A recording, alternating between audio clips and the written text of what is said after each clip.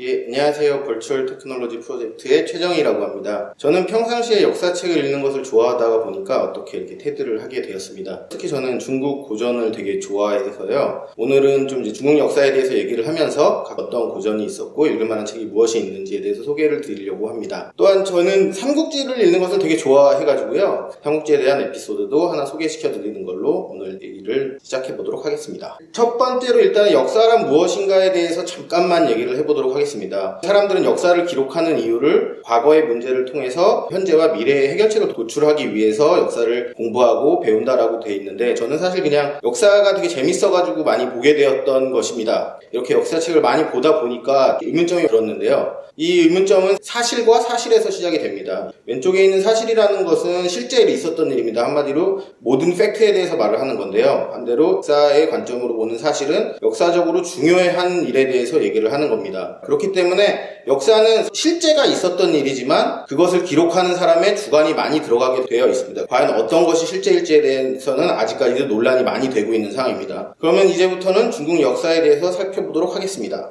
중국의 역사의 시작은 고대 시대의 전설로부터 시작이 됩니다. 중국은 처음에 사망과 오제로부터 시작이 되었다라고 하고 있습니다. 이 사망은 불을 발견하게 되는 수인씨, 그리고 사냥과 낚시를 전파하게 되는 보키씨, 그리고 농사의학을 전파하게 되는 신농씨라고 기록이 되어 있는데요. 신농염제와 동쪽에서 온 치유라는 사람과 그 다음에 황제 헌원이라는 사람의 전쟁기를 통해서 황제 헌원이 전쟁을 승리하여가지고 중국의 시조가 되었다라고 되어 있는데요. 치유라는 분은 한민족의 조상이 아니냐라는 논란도 되고 있는데 사실일 것 같지는 않는 상황입니다. 근데 소설들도 많이 나오고 있는데요. 테마록으로 유명한 이우혁 작가의 판타지 소설인 치유천왕기가 대표적으로 유명한 건데 역사적인 사실이 아니라 소설이기 때문에 그거를 감안하셔서 보시면 좋을 것 같습니다. 삼항 이후에 황제 헌원으로부터 시작되는 오제가 있게 되는데, 오제의 이 마지막 요와 수는 중국에서 가장 태평한 시대를 지칭하는 요순 시대를 지칭하는 이 왕입니다. 이 우왕이라는 사람이 하나라를 시작하게 됩니다. 고대에서부터 가장 첫 번째로 세워진 제국인 하나라는 거왕이 즉위를 하게 되면서 이제 나라가 좀 많이 힘들어지게 됩니다. 이제 은나라의 탕왕이 하나라를 멸망시키고 은나라를 건국하게 됩니다. 하나라와 은나라는 이제 전설적으로는 존재를 하였지만 사실 고고학적이나 문헌학적으로 이 실제가 정확히 드러나 있지는 않은 상황이었습니다. 그래서 중국 역사의 시작은 이 은나라의 다음 나라인 주나라의 공화왕이라는 사람이 즉위한 시기인 공화원년, 즉 기원전 841년을 기준으로 중국 역사를 시작을 항상 해왔었습니다.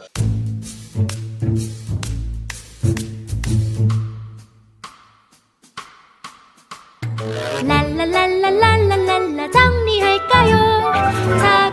차곡차곡 정리해. 랄랄랄랄랄랄라 정리할까요? 차곡차곡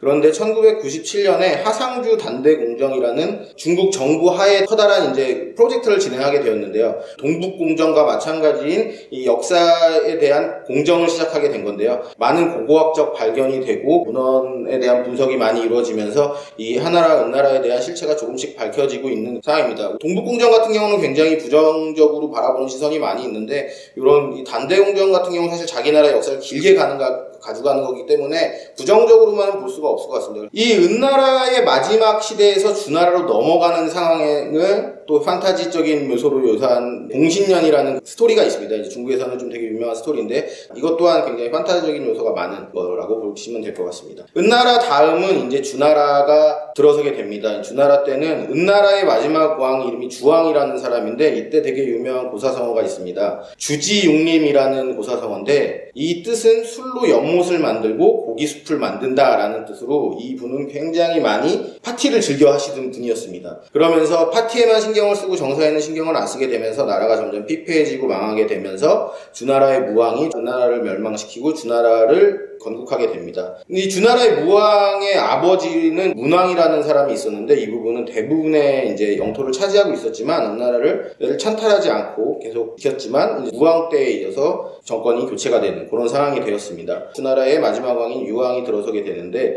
이 유왕 시대에는 하나의 또 에피소드가 있었습니다. 이 유왕에게는 한 미인이 있었는데 포사라고 불리는 미인이었습니다. 근데 이분은 굉장히 웃음이 없는 사람이었습니다. 나라가 긴급하거나 할 때 봉화가 울리게 되면은 제후들이 다 그 봉화를 보고 이제 나라를 구하기 위해 달려오게 되는데 어느 날 실수로 봉화가 울렸는데 제후들이 달려오고 별일이 없었다는 것을 알게 되면서 허탈해하는 모습을 보면서 포사가 너무 재밌어하면서 막 웃었습니다. 동안의 모든 사람들을 집중시킨 웃음소리. 놀랍게도 포사가 웃음을 터뜨린 것이다.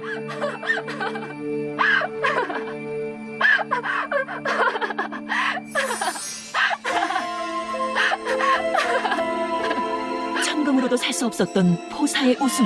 대체 어찌된 일일까? 지금 내가 보고 있는 것이 포사의 웃음이 맞는 거지?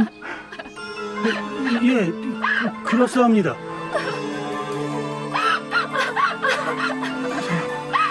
네가 지금 웃음을 보인 것이냐? 저자들의 모습이 참으로 웃기지 않사옵니까?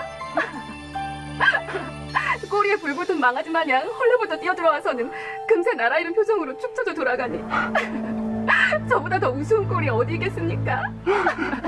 그래 아느냐? 그래 한번 더 웃어보거라. 그래서 그것을 보고 유왕이 포사를 계속 웃게 하기 위해서 봉화대를 막 거짓으로 울리다가 결국에는 실제로 변방 유목민이 쳐들어왔을 때 아무도 제후들이 도와주지 않아가지고 이 주나라가 망하게 되었습니다. 하지만 이 뒤에 평왕이라는 사람이 동쪽인 낙양으로 천도를 하면서 주나라를 다시 건국을 하였고 이 수도의 위치에 따라서 서쪽에 있는 주라 그래서 서주라고 불리고 이후에 이제 평왕 이후의 시대를 동주라고 불리게 되었습니다. 근데 역대로 고대에 있는 나라들을 보게 되면은 나라가 망할 때마다 미인들이 항상 존재를 하였습니다. 하나라 같은 경우는 말희라고 불리는 미인이 있었는데 이 사람은 비단 찢는 소리를 좋아해가지고 굉장히 사치스럽게 비단을 맨날 찢었다고 합니다. 은나라의 달기라는 사람이 있었는데 사람이 괴로워하는 소리를 너무 좋아해서 사람들을 항상 괴롭혔다고 합니다. 그리고 마지막 주나라의 포사는 조금 말씀드린 그 사람입니다. 이 주나라 같은 경우는 봉건제국이었습니다. 이 왕의 귀족이라든가 아니면은 나라의 공이 많은 신하들에게 땅을 떼어주고 알아서 통치하게 하는 이런 봉건제국이었는데